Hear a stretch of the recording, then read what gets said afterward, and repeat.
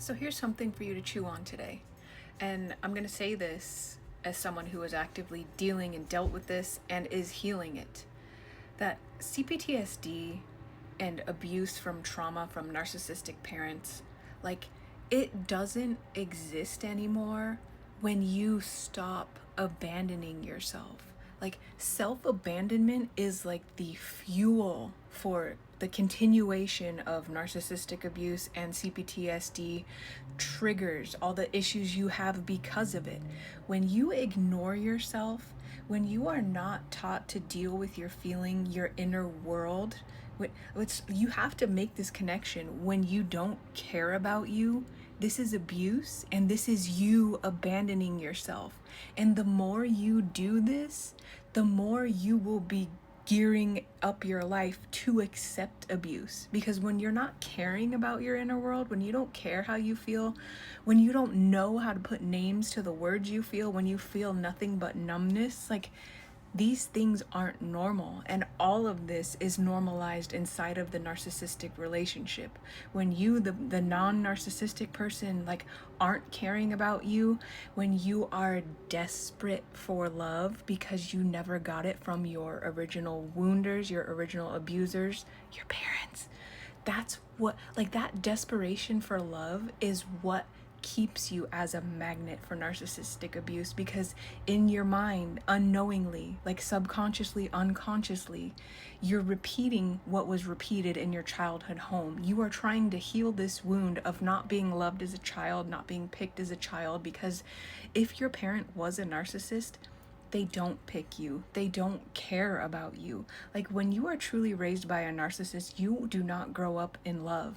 And when you start opening to this, and I know, the pain when you start opening to this idea, or even just looking at, my parents didn't love me, what the fuck?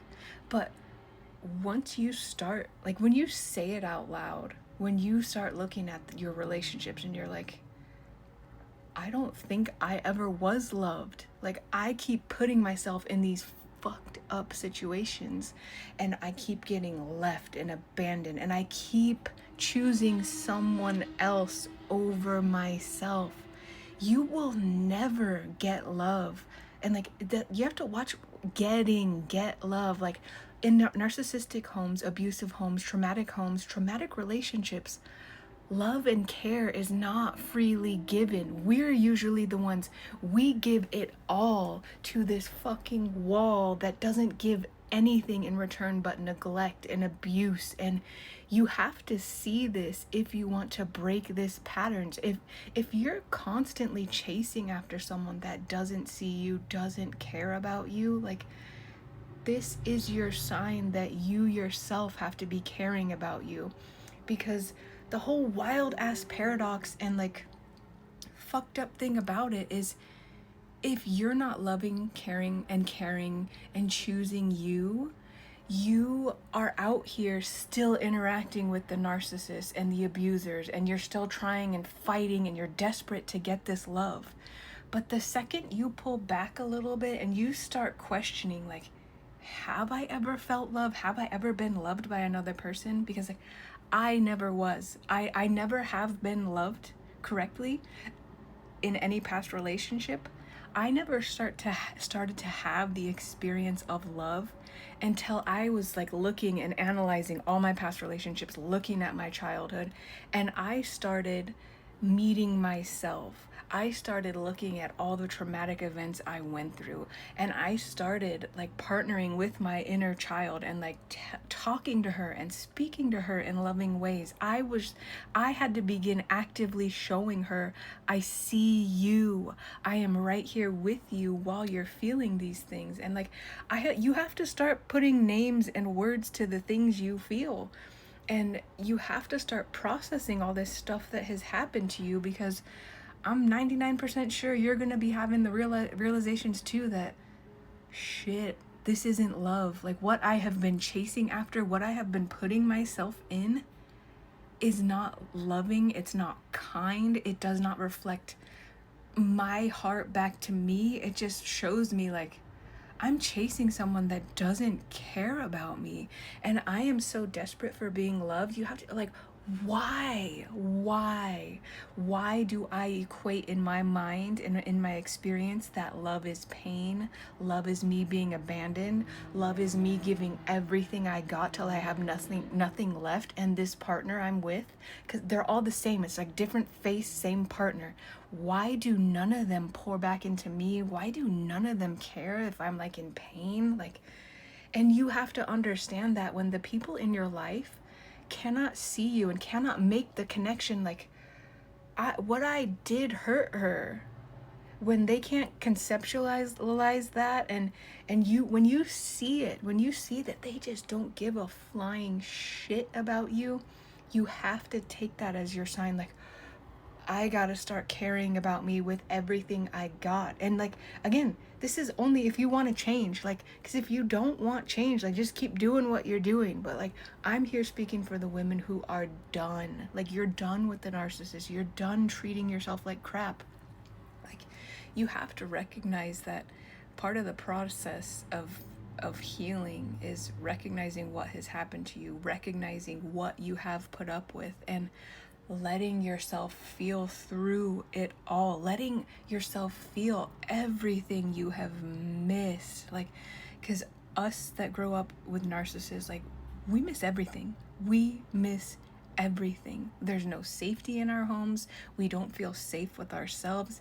And through the entire process, like, kids raised by narcissists, you don't hate your parents, you hate yourself, and you think you're the problem. But it was never you as the problem. The whole problem lies in your parents had unhealed trauma. They were traumatic people that put all of this onto you. Like, the problem lies in how they raised you and the things they programmed you with as to what you believe love, care, support, kindness is. Because when you start unraveling all this stuff, you're like, dude, there's no safety. I've never been supported. I've been this like little fucking kid trying to figure all this shit out, like with a hole in my boat and like one stick for an oar. Like, we are like fighting for our lives. You fight for your life when you're raised by these kind of people.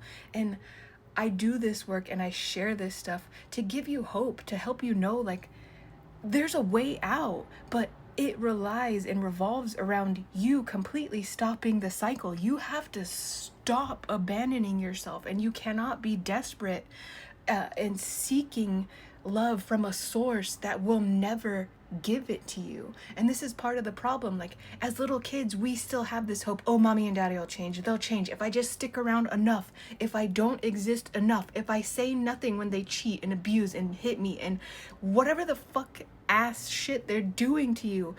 You convince yourself to stay because that little childlike hope inside of you is like, oh, maybe they'll change this time. They'll change this time. I'm just going to stay and shut up and be smaller, and they're going to change this time.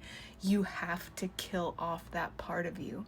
They don't change. Narcissistic people and abusers don't change. They feed off of people like us and our blind hope and faith that, like, oh, if I stay enough, they will change and they'll finally love me. And when you find yourself in these situations, like, this is not to shame you or like make you feel worse. Like, you have to make these connections on why you normalize this in the first place, especially if you want to change, because you cannot change if you're not questioning any of this. And like, you have to get into the pain. You have to get into the pain and the feelings and be the safe space for you that you never got. The lover, the protector, the voice of reason, the voice that's going to be like, Haley, I'm there for you. I'm here for you in whatever you feel. I will no longer treat you like shit. I will not abandon you any longer. And that's how you heal, by giving to you the love, kindness, care, the support,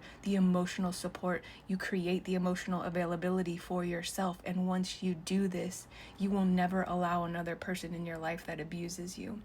And if you want help, I've created a program, a 6-week program called Unlocking Life After Trauma and Codependency, where I outline all of this. I have poured every ounce of my 10-year recovery into this course to help you, to help other women like me who grew up clueless and adrift and by some pretty fucked up people. And I'm just here to say, you can heal. You can heal. It is possible. I love you.